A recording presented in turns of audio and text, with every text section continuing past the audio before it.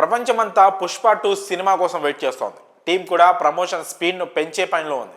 Gap లేకుండా events మీద events చేసే పనిలోనే ఉంది. పుష్ప 2 మీద ఇంట్రెస్టో లేక బన్నీ మీద అభిమానమో తెలియదు, కానీ ఎక్కడ ఈవెంట్ కండక్ట్ చేసినా లక్షల్లో జనం వస్తున్నారు. దీనిని చూసి ఇదెక్కడి క్రేజ్ రా స్వామి అంటూ కామెంట్స్ వస్తున్నాయి. అటు సోషల్ మీడియాలో పుష్ప 2కి కావాల్సినంత పబ్లిసిటీ జరుగుతోంది. సినిమా షూట్ స్టార్ట్ అయిన దగ్గర నుంచి ఇప్పటి వరకు వచ్చిన ప్రతి అప్డేట్లో ఏదో కొత్త విషయాన్ని బయటకు తీస్తూ ఉంటారు అభిమానులు. ఇప్పుడు తాజాగా సోషల్ మీడియాలో మరో రచ్చ మొదలైంది.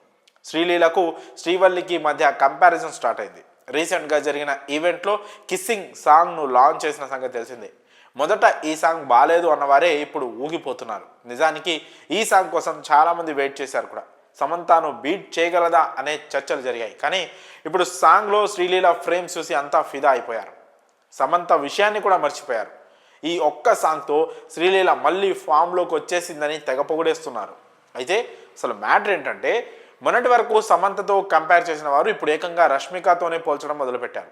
సోషల్ మీడియాలో ఎక్కడ చూసినా శ్రీలీల హవానే కనిపించడంతో పుష్ప మూవీ స్టార్ట్ అయిన దగ్గర నుంచి రష్మికకు రాని క్రేజ్ ఒక్క సాంగ్తో శ్రీలీల దక్కించుకుందని కామెంట్ చేస్తున్నారు. దీంతో పాటు రష్మిక ఫ్యాన్స్ కాస్త హట్ అవుతున్నారు. కానీ సినిమాలో రష్మిక క్యారెక్టర్ ఎంత స్ట్రాంగ్గా ఉంటుందో సుక్కు ఆల్రెడీ ట్రైలర్లో చూపించాడు.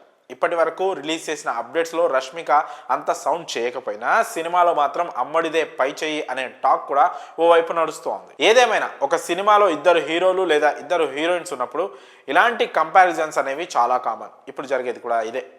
ఫ్యాన్స్ ఎలా కామెంట్స్ చేసి కంపేర్ చేసినా ఫైనల్గా వాళ్ళు మాత్రం బాగానే ఉంటారు. కానీ నిజానికి ఒక దర్శకుడికి సినిమాలోని ప్రతి క్యారెక్టర్ ఇంపార్టెంటే.